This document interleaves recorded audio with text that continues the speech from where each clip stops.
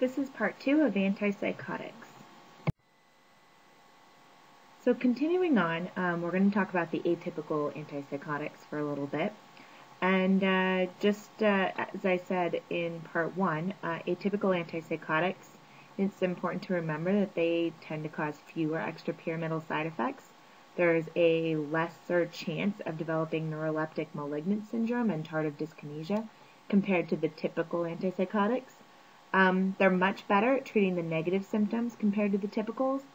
And risperidone and olanzapine tend to be our first-line choice in treating psychotic disorders. The disadvantages of atypical antipsychotics, remember that diagram from part 1 where they cause a lot more metabolic syndrome, more weight gain, diabetes, hypercholesterolemia compared to the typicals. Here's some examples of atypical antipsychotics. So you have risperidone, which, unlike the other atypicals, it may cause increased prolactin.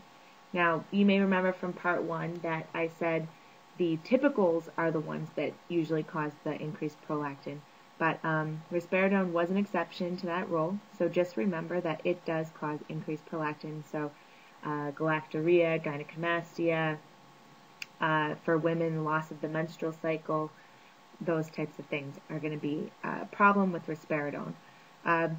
Same with the tremendous weight gain and hypercholesterolemia, which is common across all the atypicals. Then you have quetiapine, which is Seroquel. Interesting little side effect with this is that it has been shown in research studies to have caused cataracts in dogs. So patients on Seroquel, you may want to do yearly eye exams to watch out for this. Olanzapine, remember this one for its significant weight gain. Now, they all cause weight gain, but olanzapine causes tremendous weight gain. We're talking like 40, 50 pounds of weight gain. It's the worst offender at it. And it also is the worst for causing diabetes type 2. Another interesting side note is it's the one that most closely resembles clozapine in the chemical structure. So if someone has responded well to olanzapine, they're probably a lot more likely to respond well to clozapine and vice versa. Ziprasidone, which is Geodon. Big problem with this one, monitor the QT interval on the EKG because it is known for lengthening the QT and causing arrhythmias. Also, it's known to be the least likely to cause weight gain, so it's pretty much weight neutral. So if you have someone who's morbidly obese and you don't want them to gain any more weight, you might want to consider ziprasidone treatment of them. Aripiprazole, it also doesn't tend to cause as much weight gain as the other ones, but the efficacy of it may not be as good as some of the other atypical antipsychotics. Clozapine, we're going to talk more about this in the next slide, but it is a great drug, but it's a drug of last resort due to the agranulocytosis. So, clozapine. There is a 1% risk of agranulocytosis.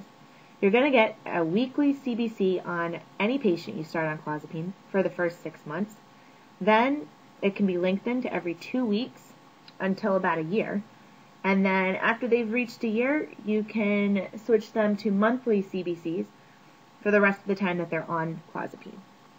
It also increases the risk of seizures, about a 2 to 5% incidence of the seizures. It has been shown in multiple studies to significantly reduce the risk of suicide in schizophrenic patients. An advantage, it won't worsen tardive dyskinesia, and it may actually help it in some cases. So if you have someone who has really bad tardive dyskinesia, you might want to consider switching them to clozapine. Sedation, hypersalivation, these are the most common side effects.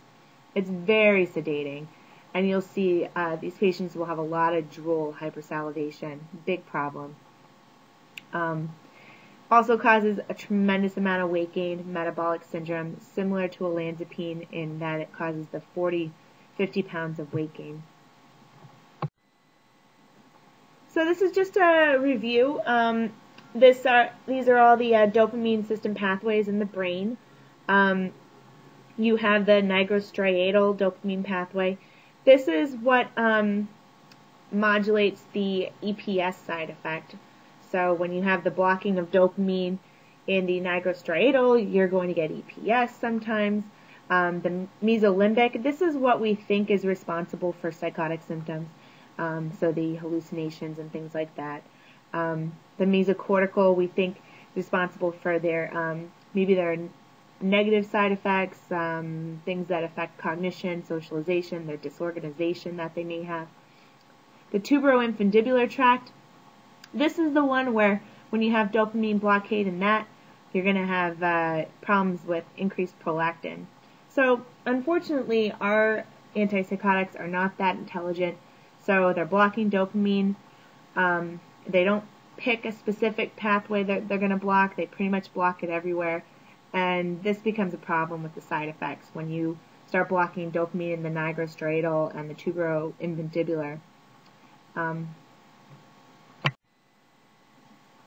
So let's try a question.